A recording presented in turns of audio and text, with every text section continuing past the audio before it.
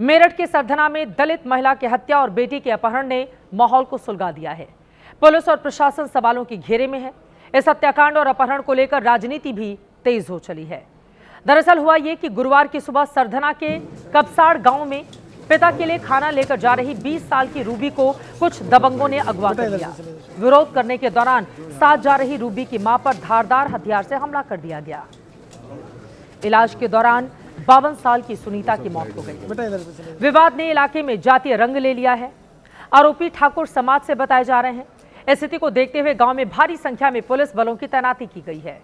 DM SP खुद गांव गए और पीड़ित परिवार से वहां पर जाकर मुलाकात की।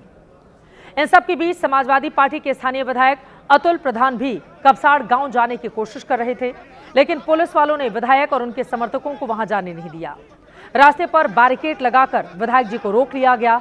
इसको लेकर सुबह पुलिस वालों के साथ धक्का मुक्की भी हुई।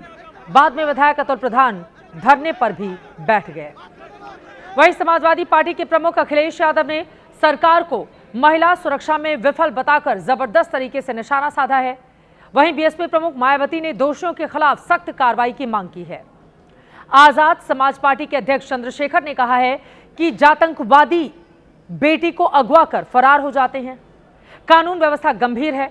पीड़ित परिवार को सुरक्षा और मुआवजा तत्काल दिया जाए। इन सब के बीच दोपहर बाद सरधना के पूर्व विधायक और बीजेपी के नेता संगीत सोम ने गांव में जाकर पीड़ित परिवार से मुलाकात की। संगीत सोम ने कहा कि ये बड़ी गंभीर घटना है, लिहाजा जल्द ही आरोपियों की गिरफ्तारी की जाएगी।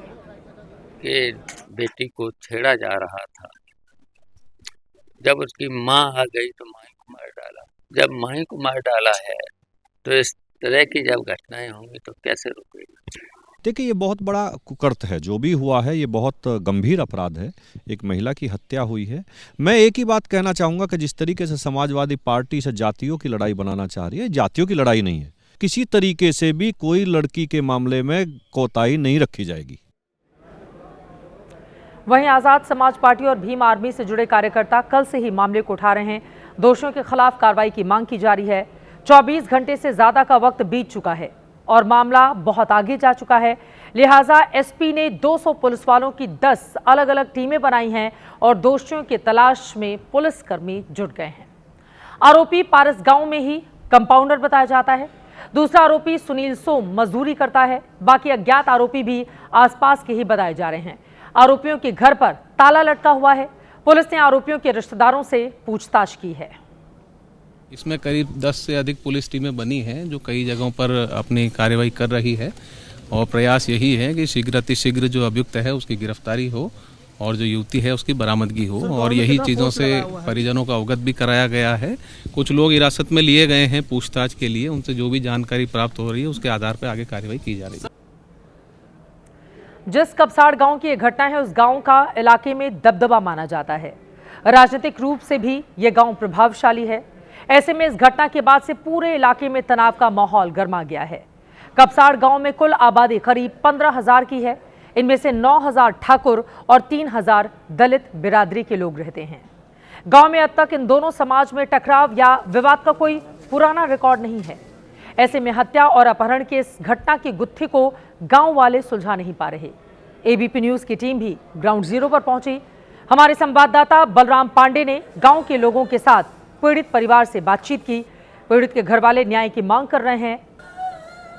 बेटी की सकुशल वापसी चाहते हैं।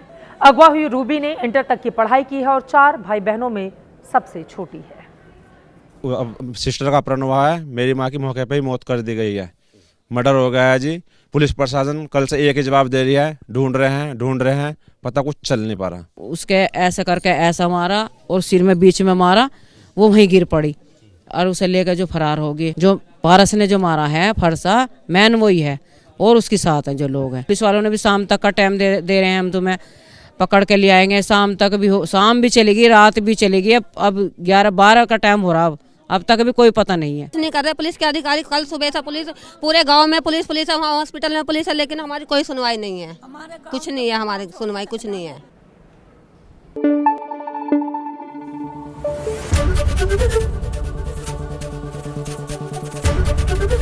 एबीपी न्यूज आपको रखे आगे।